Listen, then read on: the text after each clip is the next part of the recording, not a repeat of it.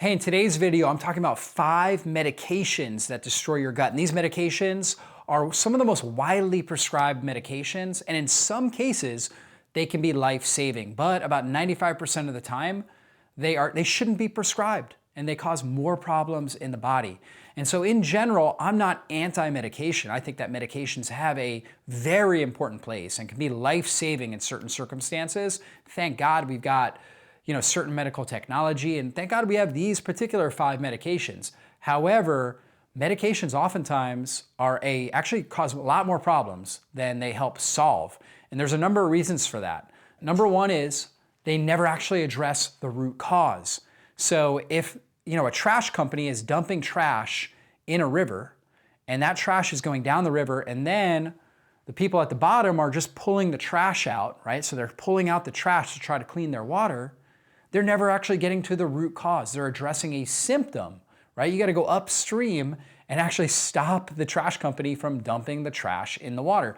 Well, medications, most of the time, never address the root cause. They're only addressing symptoms in the body, and they're not actually promoting better health.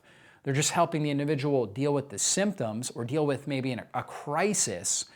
And they're oftentimes used way too long. So most medications should only be prescribed for a very short period of time to address a symptom and get the body to a state where you can actually get to the root cause and address it. The root cause is going to be lifestyle factors that are affecting the mitochondria, that are affecting the gut microbiome, that are affecting hormones, and not allowing the body to really function the way it should. So we need to go upstream, address lifestyle factors to get to the root cause. Medications at best are treating the symptoms, giving us some comfortability with the symptoms, but never really getting to the root cause.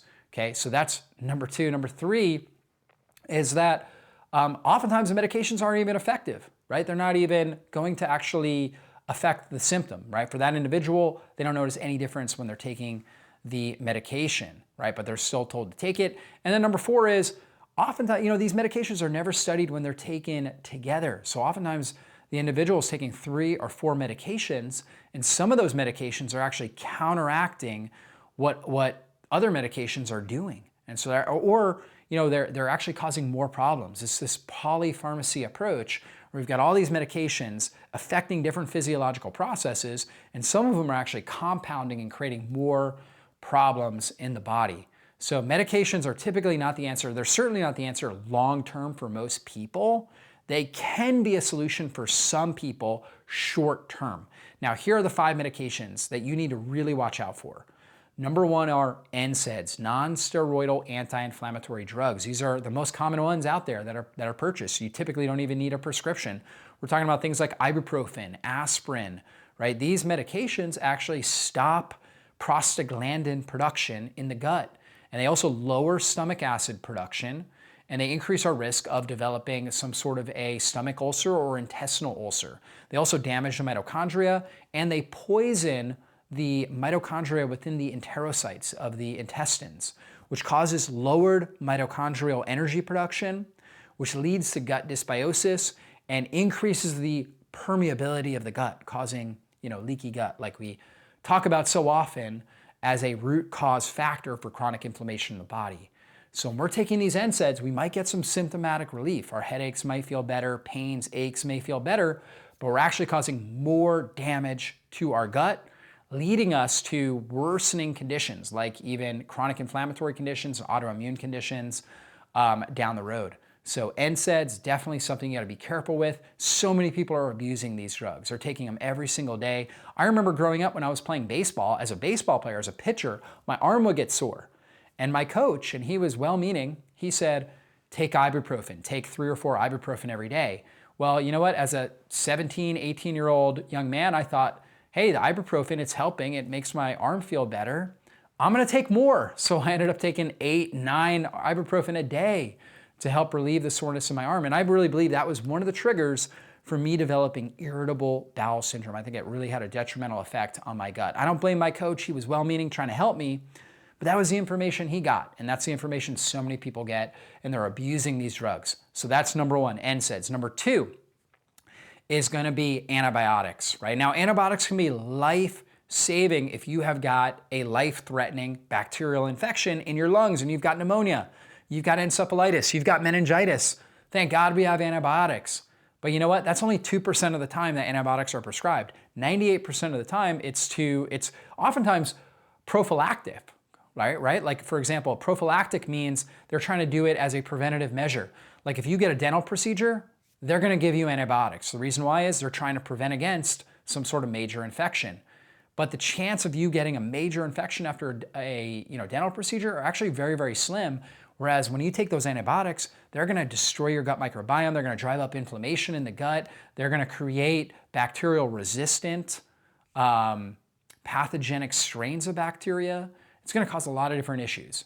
So again, antibiotics can be life-saving about 2% of the time they're prescribed. The other 98% of the time, they may be causing more problems. I would be willing to bet 90% of the time antibiotics are prescribed, they're actually causing more problems in that person's body than they are solving, okay? I'll give it 10%, 2% life-saving, the other 8% maybe can be really helpful for helping prevent against some sort of infection. That individual needed it and they needed that bump from the antibiotics, but the other 90% actually causing way more problems. So be very careful, very cautious if you're ever prescribed antibiotics and try to understand your situation. If you're falling in that 2% or 8% that could really benefit, 2% being life-saving, definitely take them, right? 8% where maybe you're really immunocompromised and you just need that extra bump. But if you're fairly healthy going in, definitely antibiotics are actually going to cause more problems than they're going to solve. So be careful there. Number 3 is acid blocking medications.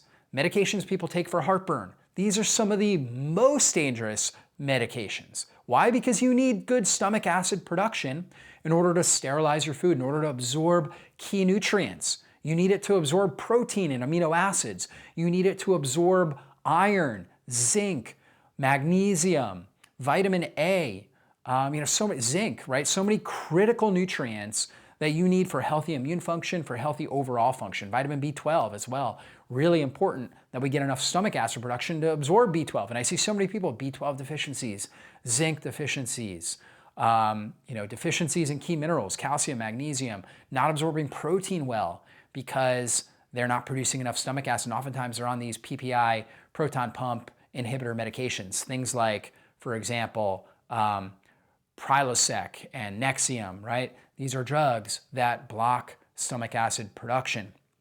So we need this. In fact, people that are taking these drugs have an increased risk of all-cause mortality, right? So if you're taking a PPI for more than 2 years, your all-cause risk of death goes up significantly, particularly cardiovascular related diseases, right? And this is because, again, it's going to block B12 absorption, which is going to increase this harmful compound called homocysteine, which increases your risk of Alzheimer's disease, increases your risk of stroke and heart disease. And so it's really important that we get off of these things. What can we do instead? We can do like apple cider vinegar before meals, which can help trigger the production of stomach acid. We could slow down the speed that we're eating. We could change our diet, get off pro-inflammatory foods and eat foods that our body really tolerates well. And so that's going to allow us to produce enough stomach acid. You can chew on some ginger root or drink some ginger tea, which will help with stomach acid production. There's a lot of things we can do to help support stomach acid. And these PPIs, the issue is they're not actually addressing the root cause. When somebody has acid reflux, it's very rarely too much acid. It's typically too low acid. When we have too low acid, we don't break down the food. And so the food sits in our stomach and it rots and putrefies, and the gas comes up, that's produced, comes up, pushes up our esophageal sphincter that protects our esophagus, and now acid jumps up. We actually need lower acid. You see, at rest, our stomach acid, our stomach environment's around 3 to 3.5 pH. If we're trying to eat a steak, we need that acid to get down around 1.5 to 2.2. It's very energy demanding to produce that acid. If we're eating on the go, if we're eating all the time, we're eating on the go, we're stressed out, we're not going to have the energy to produce that right amount of stomach acid. Therefore, we're going to have more of these reflux-like symptoms. If we're eating foods that our body is sensitive to, or foods that are pro-inflammatory, we're going to have more, not going to be able to produce the acid we need, and that's going to cause more of these acid reflux symptoms. So that is a big one, are these PPIs. If you're taking those, you got to do everything you can to get off of those naturally, right? And restore stomach acid production so you can absorb these minerals and really get, the health benefits that you need. So that's key. The next one is birth control pills or oral contraceptives. Birth control pills slow down your liver function and disrupt your gut microbiome. They cause nutrient malabsorption, things like zinc, right? They actually lower your stomach acid production, so you're not able to absorb zinc, vitamin B12, a couple of vitamins, folate. They actually use up methyl donors like folate, as well as vitamin B6.